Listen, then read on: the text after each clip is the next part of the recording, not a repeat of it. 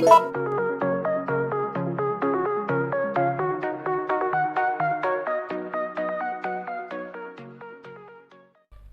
teman-teman, welcome to Ryugo Gaming. Dan sorry teman-teman ya, jadi sebetulnya hari ini tuh aku mau upload pembaruan atau update dari eFootball. Jadi eFootball itu sudah di-upgrade dari eFootball 2022 jadi eFootball 2023. Nah, tapi kan itu kan ada, kita harus download lagi gitu dulu. Nah, kebetulan tadi pagi kemarin malam itu sebenarnya aku sudah mulai download. Tapi udah kan masih belum nggak keburu, udah aku download sebentar lumayan, terus aku tinggal tidur. Lah pagi tadi itu aku sebenarnya mau download lagi teman-teman, dan ternyata mati lampu di rumahku, jadi otomatis ya udahlah nggak bisa. Nah sorenya aku pulang kerja itu udah mau aku download lagi, udah jalan lumayan, tinggal 1,5 jam lagi downloadannya, tapi mati lampu lagi teman-teman. Dan ini sekarang baru nyala, jadi aku ganti ke konten lain dulu aja soalnya nggak keburu. Kalau ini aku download dulu 1,5 jam nggak keburu, jadi ya udahlah langsung kita mulai ya. Jadi ini juga yang sedang hangat, yaitu drawing UCL untuk musim kompetisi 2022-2023. Jadi seperti biasa aku akan membuat prediksi kira-kira siapa aja yang lolos ke fase knockout. Nah ini kembali lagi, ini hanya sekedar prediksi dari aku. Jadi ya kita just for fun aja teman-teman ya. Oke, langsung kita mulai. Jadi kalau kita melihat aduh nyamuk, dari grupnya itu kita lihat lumayan ya, beberapa ada yang bisa bilang tuh lumayan agak ringan, tapi banyak yang berat. Jadi kalau aku lihat yang lumayan berat itu ada grup A, itu lumayan ya, persaingan antara Ajax, Liverpool dan Napoli. Terus di grup B itu juga lumayan berat, ada Porto, Atletico dan Leverkusen, itu lumayan sebanding. Grup C ini dia grup neraka ya, betul-betul neraka. Kita lihat ada Bayern Munchen kembali bertemu dengan Barcelona dan kemudian Inter Milan, itu betul-betul wow.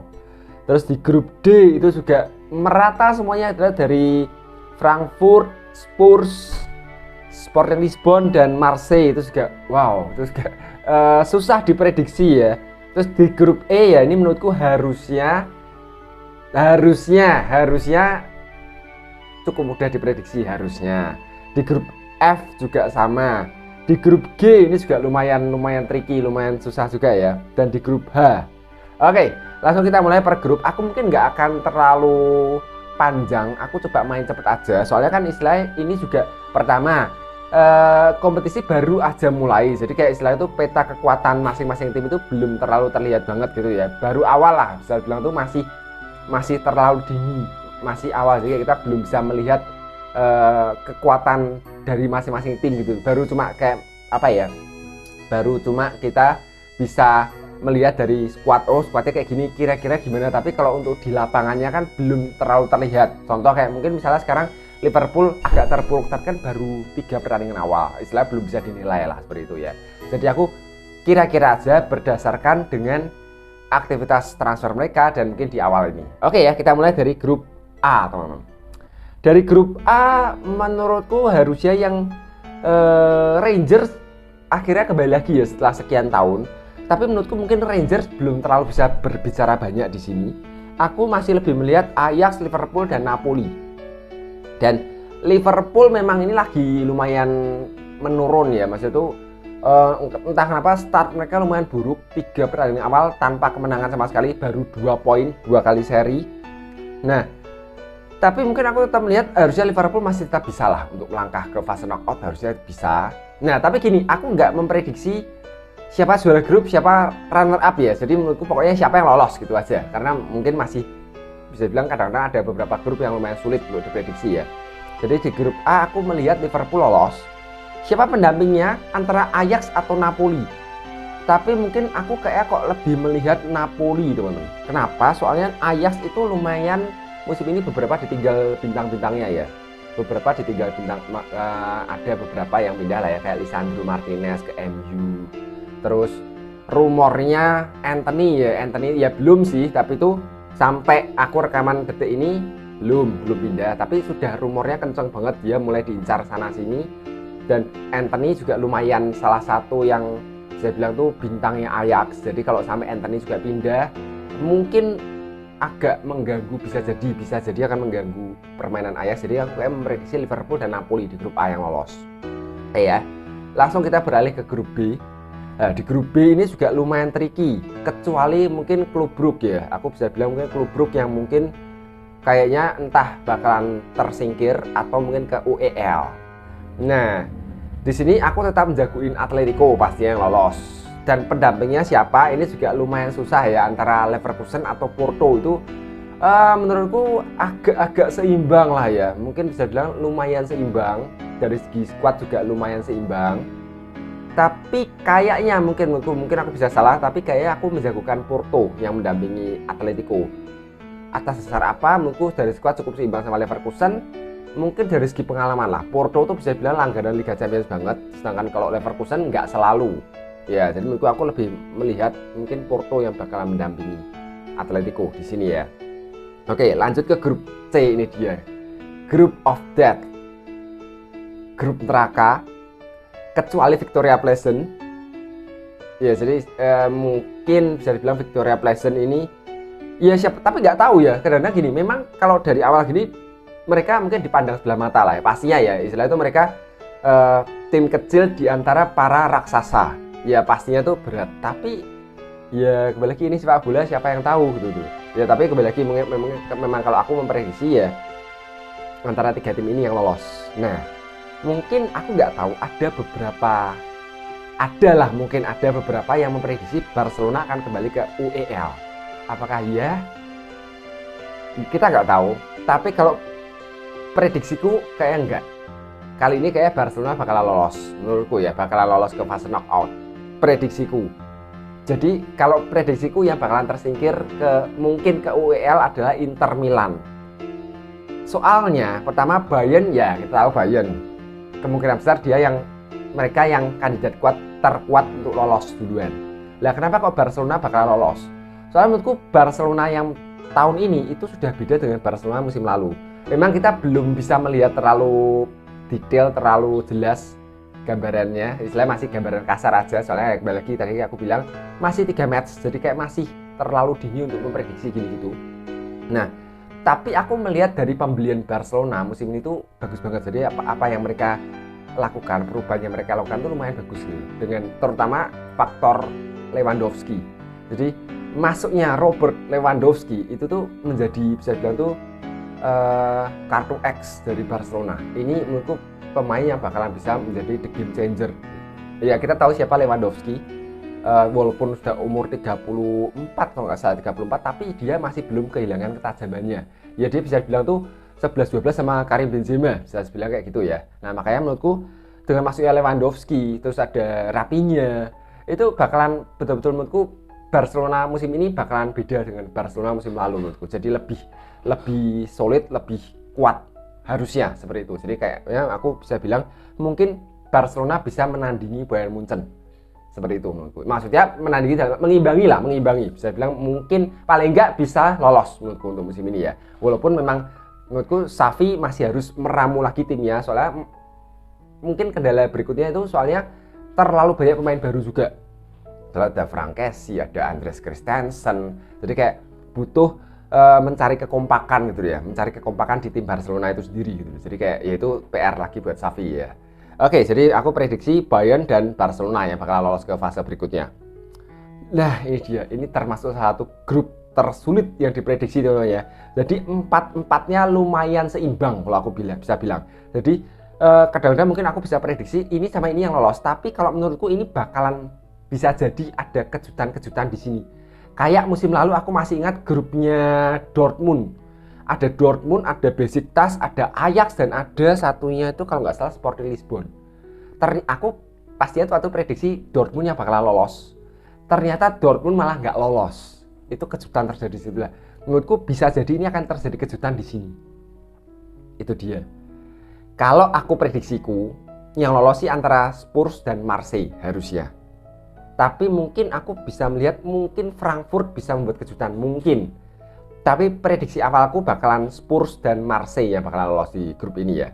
Soalnya Frankfurt sendiri awal musim kemarin belum terlalu bagus mainnya, sempat kalah 7 gol ya dari Bayern ya, terus kalah lagi dari Real Madrid ya. Memang oke, timnya jauh lebih di atas mereka, tapi menurutku mungkin ya antara itulah, antara 3 tim itu, Spurs, Frankfurt, dan Marseille. Tapi aku pegang Spurs dan Marseille. Oke, lanjut teman-teman, kita menuju ke grup E. Ini harusnya cukup mudah diprediksi, soalnya kalau kita melihat kualitas Salzburg dan Dinamo Zagreb harusnya bisa diatasi oleh Milan dan Chelsea. Soalnya kayak ya mereka antara Salzburg dan Dinamo Zagreb itu kan istilahnya tuh ya bisa dibilang klub yang menengah ke bawah ya, agak kecil lah ya, bisa bilang klub kecilnya Eropa. Jadi kayak secara pengalaman juga masih jauh lah dibandingkan Chelsea dan Milan. Menurutku harusnya ini bisa lolos sama seperti musim lalu Chelsea dan Juventus ya, tergabung di grup yang harusnya bisa mereka atasi. Jadi menurutku harusnya seperti itu. Oke, di grup F ini juga hampir sama, tapi lebih kualitas dari masing-masing kontestan di grup ini lebih tinggi sedikit dibandingkan dengan di grup E. Soalnya kalau kita melihat di grup F ini ada Shakhtar Donetsk. Lumayan, mereka bukan tim yang kemarin sore. Celtic juga bukan tim kemarin sore. Cuman kalau aku melihat ya, Real Madrid menurutku pastinya jadi favorit utama di grup ini, apalagi mereka juara bertahan. Terus mereka juga nggak banyak berubah dari musim lalu. Memang ada pemain-pemain yang keluar seperti Luka Jovic, terus Casemiro itu yang mungkin yang paling berasa Casemiro ya. Kalau Jovic sih memang dari musim lalu juga dia nggak pemain inti, bukan pemain inti dan jarang main juga. Casemiro mungkin yang paling berasa tuh Casemiro. Cuma ya itu gimana caranya Ancelotti harus bisa segera meramu tim yang tepat.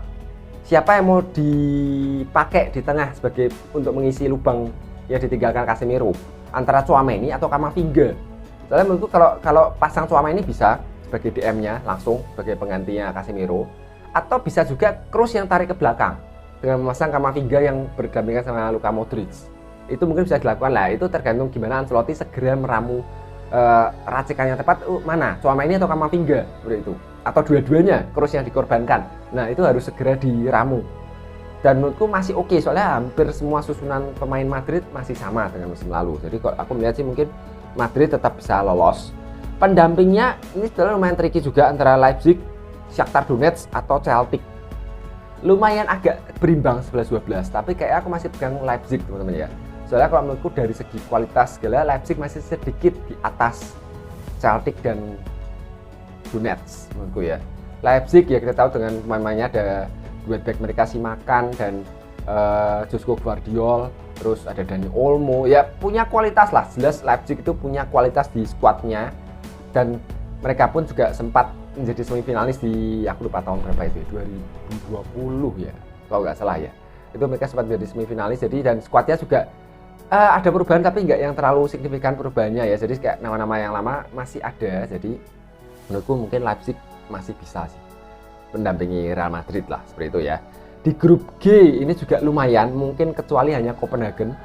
Ya, kalau menurutku jelas City masih menjadi favorit di sini ya. Jelas banget City, apalagi sekarang dengan masuknya Erling Haaland itu, itu menurutku bakalan jadi kekuatan yang super gila dari City ya. Menurutku City termasuk kandidat terkuat juara menurutku ya, dengan masuknya Haaland. Dan kembali lagi ya, masuknya Haaland bukan cuma Haaland aja, tapi City juga mirip-mirip kayak Madrid, nggak terlalu jauh beda untuk skuadnya. Jadi kayak masih hampir sama. Bisa dibilang mungkin 90 sekian persen tuh masih sama dengan skuad musim lalu. Terutama di starting 11 ya, paling cuma Haaland aja yang masuk. Tapi selebihnya KDB, Mahrez, terus Bernardo Silva, Laporte dan lain sebagainya, semua itu hampir nggak berubah gitu. Jadi itu penting banget dalam sebuah tim ya. Nggak terlalu merubah banyak dalam susunan main. Jadi kayak masing-masing individu itu sudah tahu, sudah saling mengenal satu sama lain, juga sudah mengenal strategi dari si pelatih. Jadi kayak udah berjalan seperti biasanya. Itu penting banget. Jadi dan menurutku City melakukan hal itu, plus masuknya Haaland itu bagus banget. Soalnya musim lalu City sama sekali nggak punya striker murni. Mereka kan mainnya lebih pakai false nine lah untuk musim lalu ya. Istilahnya kayak kadang-kadang Bernardo Silva yang main sebagai di tengah, kadang-kadang Torres. Jadi kayak Mahrez, Foden. Jadi kayak nggak punya striker murni. Dan sekarang bukan cuma punya striker murni, tapi itu mereka betul-betul punya striker haus gol, punya mesin gol. Dan Haaland termasuk satu paket pemain yang sangat komplit, tinggi, heading bagus, shooting kenceng, speed kenceng, body balance, ya komplit striker banget lah. Jadi ini bakalan bahaya banget untuk City ya. Dan pendampingnya siapa? Kalau aku melihat, aku mungkin sebetulnya ini juga susah diprediksi antara Sevilla atau Dortmund, tapi aku lebih memprediksi Sevilla teman-teman untuk pendampingnya. Kenapa? Soalnya menurutku gini, untuk Dortmund pertama mereka baru aja kehilangan Haaland, goal getter mereka masalahnya. Dan itu menurutku ya mestinya nggak gampang juga, walaupun mereka sudah beli beberapa penggantinya seperti Modeste, terus juga Karim Adeyemi, tapi kan butuh waktu juga untuk bisa nyetel langsung. Nggak gampang jadi suksesor Haaland tuh nggak gampang. Kita tahu gimana Haaland, ya kita tahu sosok Haaland itu ya. Nah, jadi kalau aku melihat seperti itu, dan mereka di awal ini ya, ini baru awal ya, mereka masih agak kurang juga gitu. Mereka sempat kalah dari Bremen kalau nggak salah ya. Jadi kayak aku memprediksi City dan Sevilla yang bakalan masuk ke fase knockout. Dan terakhir teman-teman ya, grup terakhir ada PSG, Juventus, Benfica, dan Maccabi Haifa. Jadi ini mirip-mirip kayak grup C, grup G. Jadi mungkin Maccabi Haifa mungkin sepertinya nggak akan terlalu berbicara banyak di sini. Mungkin lebih ke PSG, Juventus, dan Benfica. Dan kalau aku melihat dari tiga itu mungkin jelas PSG yang sangat-sangat difavoritkan ya, PSG ya. Dan PSG sekarang mereka sedang membangun. Walaupun kemarin sempat ada insiden ya, beberapa kali insiden Mbappe, insiden Neymar, sempat melibatkan Messi juga. Tapi menurutku harusnya PSG sudah mulai harusnya semakin solid, soalnya istilahnya kayak Messi sudah musim kedua, terus bermain bertiga sama Neymar dan Mbappe itu sudah musim kedua, jadi harusnya sudah semakin kompak mereka bertiga. Terus belum nama-nama lainnya juga masih tetap di sana. Ramos sudah mulai main, terus sudah mulai reguler lah ya Ramos, terus Marquinhos masih di sana, Verratti masih di sana, jadi kembali lagi juga nggak terlalu banyak beda, cuma ada ketambahan Renato Sanchez, ya seperti itu ya. Jadi menurutku cukup bagus PSG. Jadi menurutku PSG kandidat kuat. Juventus, Juventus menurutku harusnya bisa sih menurutku. Mungkin bersaing dengan Benfica, tapi menurutku Benfica juga sama kayak Dortmund. Mereka baru saja kehilangan Darwin Núñez. Memang aku tahu mungkin masih banyak pemain-pemain bagus lainnya di Benfica, tapi menurutku kehilangan Núñez itu lumayan bisa mempengaruhi mereka juga. Dan memang harus kita akui juga mungkin dari segi kualitas Juventus mungkin lebih unggul sedikit dibandingkan dengan Benfica, apalagi juga masuk nama Angel Di Maria. Di Maria itu juga ya kita tahu ya, pemain yang sudah senior dan permainannya juga selalu bagus. Dan Di Maria yang sekarang tuh lebih matang dibandingkan Di Maria yang dulu main di Madrid. Kalau aku melihat dulu ya, waktu dia main di Madrid, Di Maria itu terlalu, saya bilang gimana ya, kayak kurang tenang mainnya tuh. Kalau di FIFA tuh komposurnya tuh kurang gitu. Jadi kayak dia bermain tuh lebih kayak mudah lepas bolanya, kadang ya lebih kurang matang gitu. Tapi sekarang Di Maria yang sekarang itu kayak betul-betul dia bisa sebagai, aku ngomong kayak di Argentina ya, di timnas Argentina, Di Maria itu bisa sebagai sosok ya kapten kedua atau ketiga seperti itulah ya. Jadi kayak permainannya itu lebih matang, lebih tenang, lebih stabil gitu permainannya Di Maria. Kayak bisa menjadi sosok leader dalam sebuah tim, di tim Argentina ya, ngomong di Argentina ya, timnas Argentina ya. Ya menurutku Di Maria bagus, masuknya Di Maria ke Juventus tuh bagus banget menurutku ya, untuk menambah keseimbangan di lini tengah. Ya seperti itu teman-teman ya kira-kira prediksiku. Nah, dan ada beberapa laga yang cukup menarik langsung ya. Jadi aku melihat ada 3, yaitu ada Barcelona Bayern pastinya. Bukan cuma itu, memang mereka sudah sering banget ketemu, tapi kembalinya Robert Lewandowski ke Allianz Arena itu bakalan menarik banget, bakalan ditunggu gimana sambutan dari publik Allianz Arena. Ya kalau aku melihat sih harusnya tetap disambut hangat, soalnya istilah itu mereka tuh punya hubungan yang cukup kuat ya, bisa bilang Lewandowski itu termasuk idola di Allianz Arena pastinya, dengan apa aja yang disumbangkan Lewandowski ke Bayern Munchen. Jadi menurutku ini menarik banget saat nanti Barcelona bertandang ke markas Munchen seperti itu. Terus bahkan Thomas Muller sudah siap menyambut kembalinya Robert Lewandowski tapi sebagai lawan ya, itu menarik banget ditunggu. Terus ya itu kembali lagi, kebetulan pada ketemu ya City dan Dortmund, itu dia Erling Haaland harus langsung segera kembali ke Signal Iduna Park. Ini juga menarik juga menurutku ya, tapi menurutku mungkin aku nggak tahu sambutannya gimana, soalnya Haaland itu nggak lama di Dortmund, jadi istilah itu kayak mungkin benang merah antara Haaland dengan Dortmund, fans Dortmund itu mungkin nggak sekuat Lewandowski dengan Bayern Munchen. Tapi ya kita lihat dulu nanti ya. Mungkin menurutku itu bakal menarik juga ya saat Haaland kembali ke Dortmund. Kita lihat nanti siapa yang, apakah ada yang melakukan selebrasi atau nggak melakukan selebrasi. Dan yang ketiga jelas Juventus dan PSG ya. Angel Di Maria harus kembali lagi, segera kembali lagi ya ke Paris. Itu juga cukup menarik. Dan ya, tapi kalau itu menurutku Di Maria, aku nggak tahu ya hubungan Di Maria dengan para supporter PSG itu cukup kuat atau enggak. Soalnya Di Maria itu ya sudah lumayan juga sih membela PSG sih. Cuma ya bagi kayak emang nggak selama Lewandowski sih sepertinya ya. Ya seperti itu. Jadi itu beberapa laga yang menarik ya. Oke, mungkin segitu dulu aja teman-teman, singkat aja. Jadi besok aku akan kembali coba ke eFootball. Jadi malam ini akan aku lanjutkan untuk downloadnya lagi teman-teman ya. Jadi tungguin aja untuk episode besok. Dan kembali normal ya episode besok. Semoga normal. Maksudnya eFootballnya yang sore. Baru nanti konten utamanya malam seperti biasa. Yaudahlah, oke. Kita ketemu lagi besok. Jangan lupa untuk kata tombol subscribe, like, komen di bawah, dan share ke teman-teman kalian. Thank you for watching and see you in the next video. Bye-bye.